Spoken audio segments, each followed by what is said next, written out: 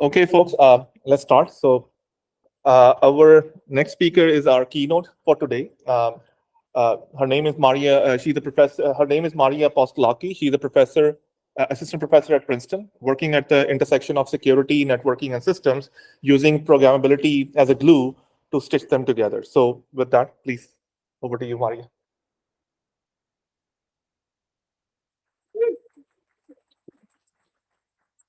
Thank you for the kind introduction. So today I'll be discussing about ways to use P4 in the internet. First, let's talk about what we need the internet for. Well, actually, the internet is really essential to our everyday life. If you think about it, we rely on the internet for multiple different applications, from cyber physical systems to live streaming, video conferencing, shopping, banking, cryptocurrencies. And all these fancy applications, they have a lot of requirements from the internet in terms of both privacy and security and also performance.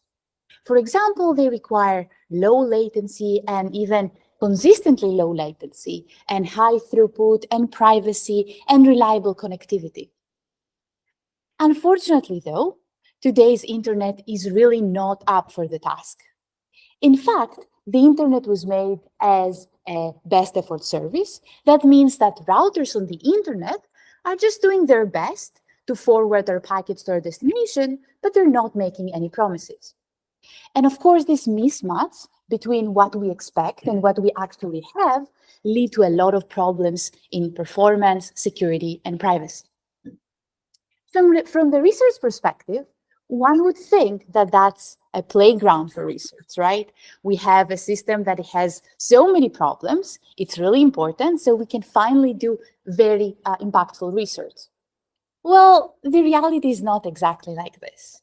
Doing internet research is extremely challenging. And this picture nicely summarized my perspective on why this is really challenging. Doing internet research is really challenging because we have these two old guys, namely BGP and routers, internet routers, that are sitting on top of the internet, stubbornly rejecting any novelty you'll ever come up with. But to be a little bit more scientific here, let's be more concrete. So it is because BGP is the default internet routing protocol in the internet that the hosts have no way of controlling their routes. They have no even understanding of the alternative paths that are available. And of course, this leads to performance and privacy problems. At the other end, we have, because of the way that we have designed our internet routers, we cannot be creative with the headers of our packets. And we cannot have many cryptographical protocols because we don't have any cryptography right on the devices that we used in the internet. So with this, I want to invite you to think of the following question. What would you do if you had a couple of programmable points of presence in the internet? Since I happen to knew the answer, knew the question, I will go first, and I'll be explaining how we can use a couple of programmable points of presence in the internet to improve the performance between them, and to also build an overlay network that would be able to protect blockchain applications like Bitcoin. The first one seems quite straightforward, right? Most likely, I'll tell you that this autonomous system, say ASX, wants to improve its performance. So I will put a P4 switch there. I will measure the alternative paths, and it will pick the best route. Where unfortunately, it's not as easy. And it's really not that easy because ASX has no option. They only see a single path, the one that is denoted with green. And ASX sees a single path to its destination despite the path diversity, and even independently of the performance of the alternative paths. In fact, ASX doesn't even know that all these alternative paths are there. Who says that? Well, BGP says that. Concretely, ASY, which is the destination, will create this BGP advertisement that will be propagated through the different paths, but effectively only a single announcement will reach ASX. And this is exactly why ASX only sees a single path to the destination. So in order for us to do performance-driven routing, and we kind of have a solution that we call Tango, our Tango system needs to find a way to deal with this problem. I'll now explain how Tango exposes the path diversity. It does so using an algorithm called Pathfinder. Pathfinder works on the two edges in a collaborative manner. And its goal is, again, to expose these different paths. So what the receiver will do, so the owner of the prefix, is that it will start by announcing the regular prefix, as we see on the slide. This is BGP as usual. Next, the destination, the Tango receiver, will slightly change its announcement to suppress the propagation of this advertisement through the default path. It will add this attribute in the communities saying that the propagation of the advertisement should not go to ASC. That will force ASF to basically allow the advertisement to go through the alternative route, which will actually reach ASY. So by doing this, ASX will now have learned of an alternative path, the one through ASC. The destination edge, our Tango destination, will continue doing this iteratively. So they will again suppress the advertisement through ASE. That will cause another path to be revealed. So ASX, again, the source, the Tango edge that is acting as a source, will hear about another path because the advertisement will be allowed through another path. And of course, our receiver will continue doing this until there are no paths left. At this point, we have managed to allow ASX, which is the sender of the traffic, to know that there are alternative paths that are available in the internet. So we have kind of bypassed this guy. But what does this buy us? Well, our results are extremely encouraging. This is our testbed composed of 23 nodes that are scattered around the globe. They're all hosted in Vultr nodes. Vultr is a cloud provider. And we're using our Pathfinder algorithm to check whether we can find alternative paths. After finding alternative paths, we compare their performance. We compare the performance between the alternative paths that Tango exposed and the paths that are used by default by BGP. What we find is extremely surprising. We found that Tango paths outperform the default path most of the time. For 20 out of the 23 pairs that we checked, that's the case. The Tango exposed paths, the paths that are out there but not used right now by BGP, the performance is better. And depending on the pair that you're looking at, results may vary in terms of the exact breakdown of the best path. For example, in the slide, you see two particular pairs. And what we observe is that for the former, BGP is never the best path. The BGP default is never the best path.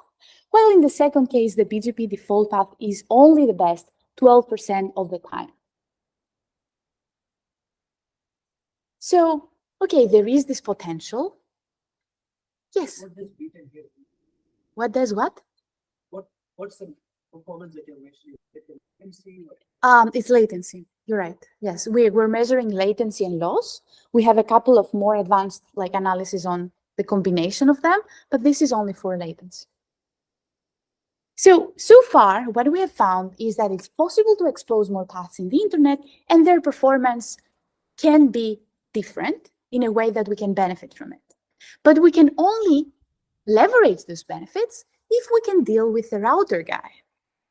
So our Tango implementation, our Tango edges, need to be able to deal with all these requirements if we want to really do performance-driven routing. So our Tango edges need to be able to do route control, select the path on which to forward traffic. They need to be able to accurately and in a trustworthy manner measure performance. Otherwise, they would randomly choosing a path for the different destinations, which can actually be worse. And finally, they need to be able to dynamically route traffic in a secure manner again. Let's start for the first one, from route control.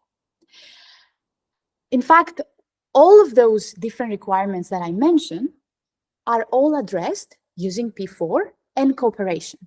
Cooperation between the two edges, the sender and the receiver. This is actually why our system is called Tango. In the same way where when two people are dancing tango, there needs to be some cooperation between the follower and the leader. In the same way, our switches are cooperating. The sender is following the signals that the receiver is sending. So let's see how this is done in terms of route control.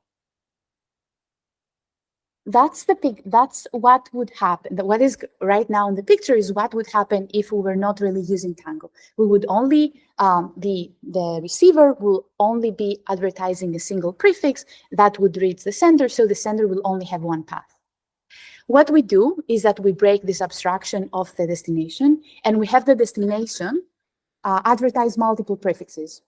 Usually we have one destination, one prefix, but now we have 3 prefixes for a single destination.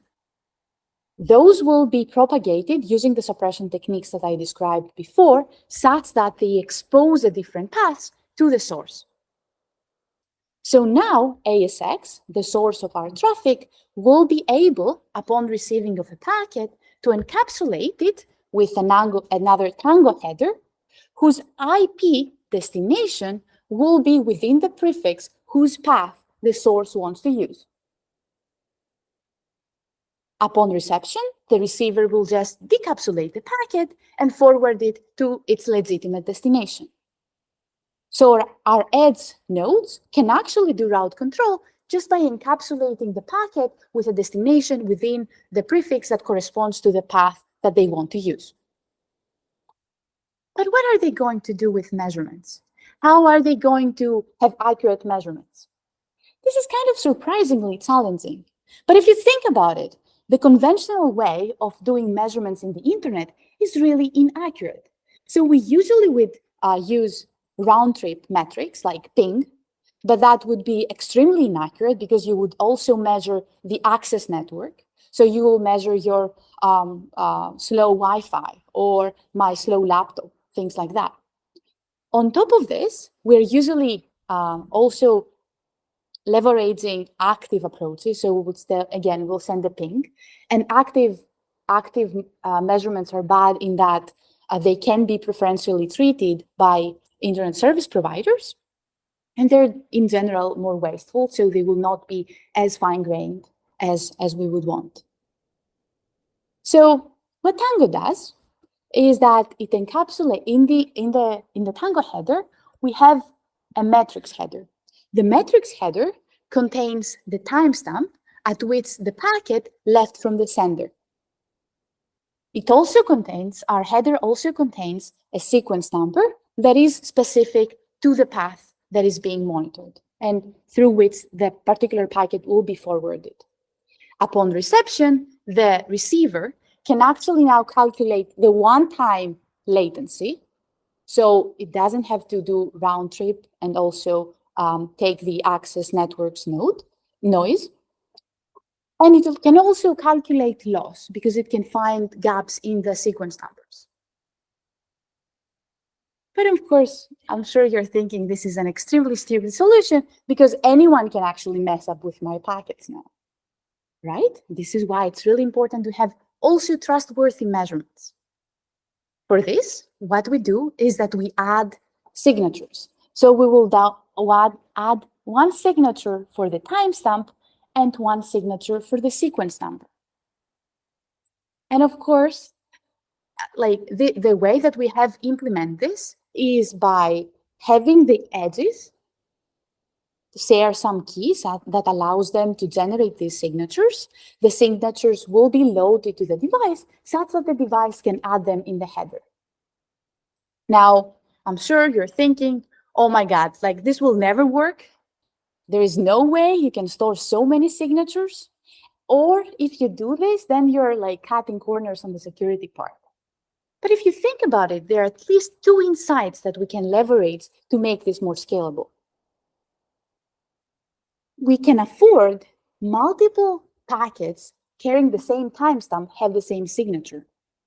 That is because if an attacker learns the mapping between the timestamp and the signature, and they try to use it later, that would not give them any benefit. That would only allow them to increase their latency, the path of the latency of their path. This they can anyway do. So we don't care about an attacker that tries to make their path look worse, right?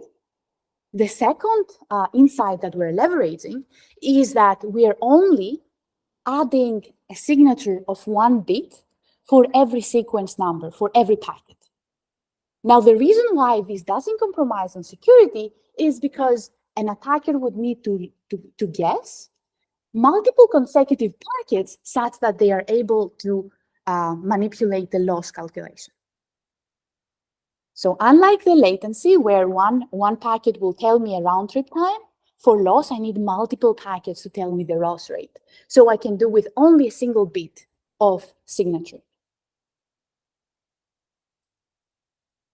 The final thing that our Tango nodes would need to do is reroutes. So we have our performance metrics, we have the ability to route traffic through the path that we have selected, but how do we do the rerouting? We're in a kind of weird situation where we said that the source is able to select the path using this encapsulation, and we said that the receiver actually knows the measurements. But this is a split brain situation. How do they talk to each other? One way would be that ASY, the destination, just sends all the measurements back to the source. Now, this is extremely wasteful. Also, there is no way we can secure all these measurements and have signatures for all of them. However, because again, those edges are collaborative, we can trust the receiver. We can let the receiver having the measurements select the paths and just send a reroute command to the source. Of course, this reroute command is very critical, and this is why we have to secure it, and we decided to secure it with a one-time pad. One-time pad will give us perfect secrecy. But we can still afford this because reroutes are only sent infrequently, and they're, again, really critical. If the attacker is able to crack this, then we would allow our source to change paths according to what the attacker wants, which would be super bad. But with one-time pad, we have perfect secrecy and we're good. And I mean, this is our actual test bed. We have run this from between Princeton and Stockholm, where there is a Voltra node. At Princeton, we're actually using a P4 switch that was connected to the internet. At Voltra, we're using eBPF because we wouldn't have access to a switch. We have used the Pathfinder algorithm to find the alternative paths. And here is the result of one of our runs. So we start with the Tango sender was sending through a particular path. Then it realized that there is a latency spike, and within less than 1 second, our Tango sender moved the traffic to another path. This all happened through the internet. All right, so far I have explained how we can use a couple of programmable data points in the internet to improve performance. I'll be now explaining how we can use programmable points of presence to run an overlay network that can help blockchain applications like Bitcoin. The security of blockchain applications in general rely on their ability to communicate at any time, such that they can exchange blocks, information, and they can reach consensus. If they're not able to do this, then their security is basically compromised. So effectively, blockchain applications are assuming that their nodes can always communicate. So there is this dependency, and of course, these guys are just laughing at us at this point. To remove the jargon, I'll just have a very quick overview of the attack that we're trying to protect and explain how a couple of programmable points can help us avoid this attack.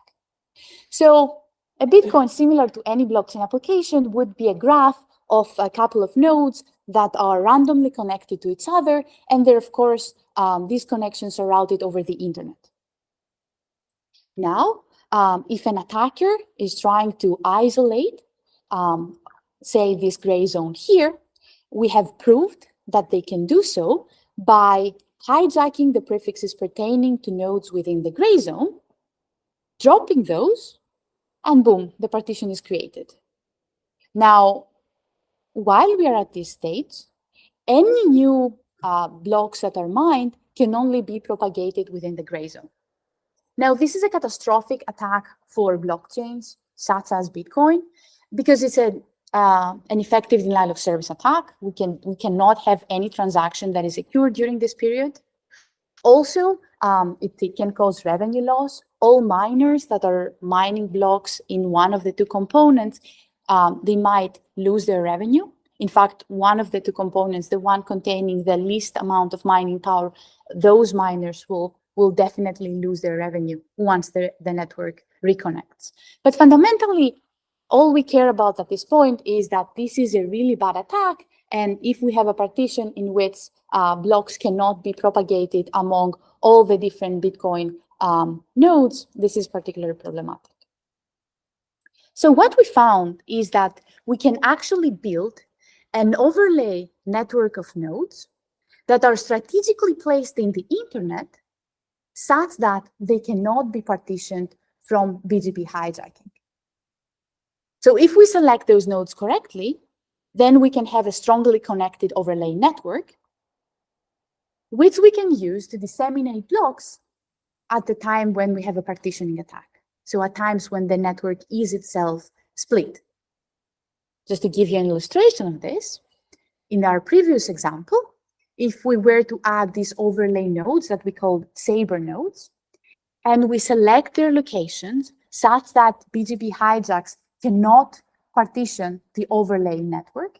And if you're curious, we're doing this by exploiting BGP policies, and we're selecting those connections such that the economic agreement between the ASs are so cost efficient that no other advertisement will be preferred. But if we have this, and all Bitcoin clients are connected to this strongly connected overlay network, then even if we have a partition, even if the network is partitioned, then the nodes can still exchange blocks through the overlay network, through Saber. So far, we have kind of, again, bypassed this guy, but we still haven't solved the problem. In fact, there are both challenges and opportunities in the remaining of the problem, which is really to protect blockchain systems from this type of attacks. So how do we really implement the Saber nodes? We're using a software-hardware co-design. Concretely, the reason why we're doing this and the reason why implementing a Saber node is actually very challenging is because those Saber nodes are public, and so they need to maintain thousands of connections.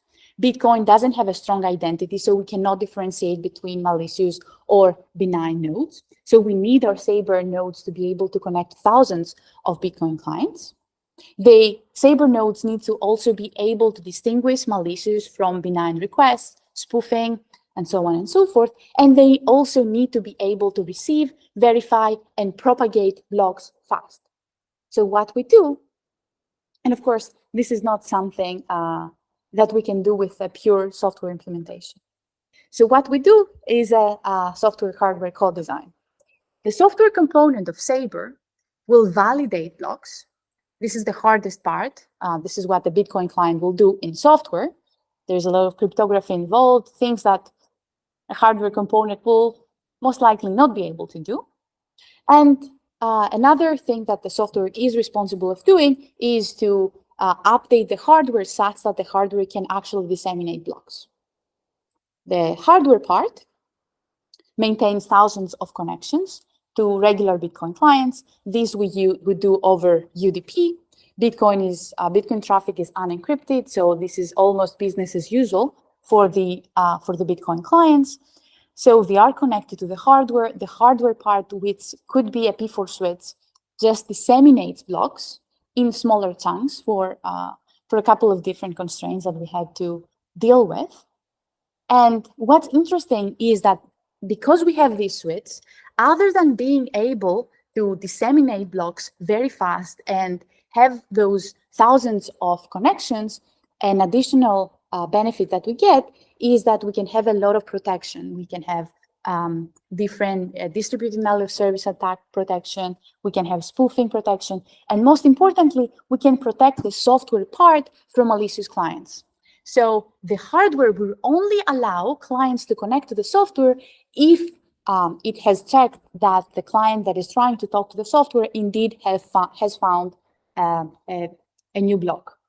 So just to give you an understanding, the hardware will be connected to thousands of peers, while the software will only need to connect to a single peer every 10 minutes in expectation, every time we have a new block.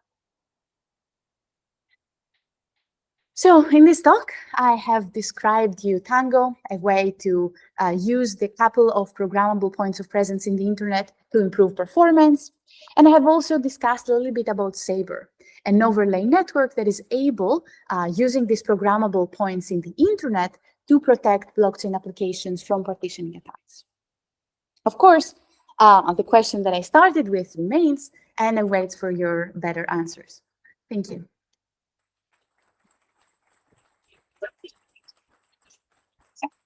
We have time for a couple of questions.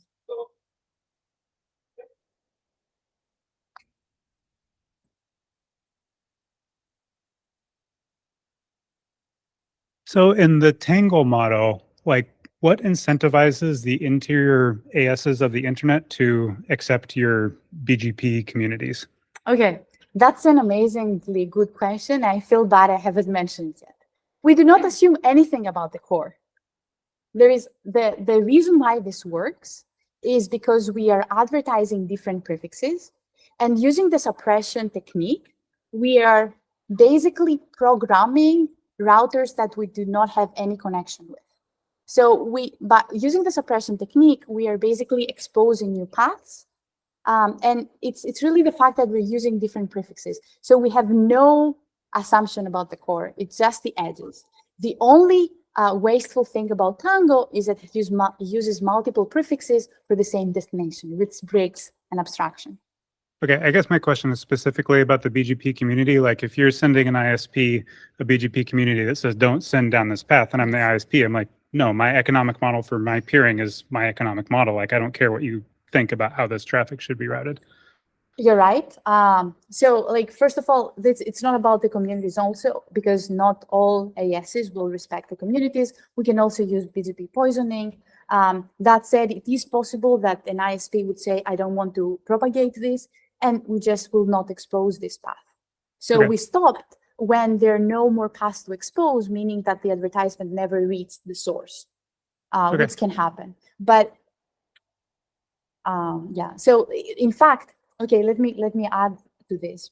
In fact, multiple routers will have, in the internet, will have multiple equally preferred announcements, announcements. Sure.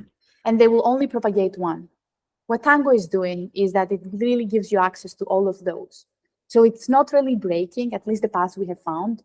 They don't break the semantics, the economic agreements. They just give you more options. And some of them happen to be better. But the core reason is that although there are multiple paths that are economically viable, they're not exposed because only one gets selected with criteria that are not based on performance. Okay, thank you. So my question is a little bit generic. I'm not sure which programmable points you were using, but I'm sure you found some things that were missing. And is there one example you can give, like to hardware vendors, say, oh, I wish I had this, and that would really help? In terms of the hardware or Yeah. in terms of the location? The programmability aspect. I'm guessing you're using some programmable hardware? So- Yeah, we're using Tofino switches. Okay, so let's, And I must admit that that's a really bad crowd to say this, but we're like bottom up in a way. So we have some functionality in mind, but we also have the constraints of the hardware in mind.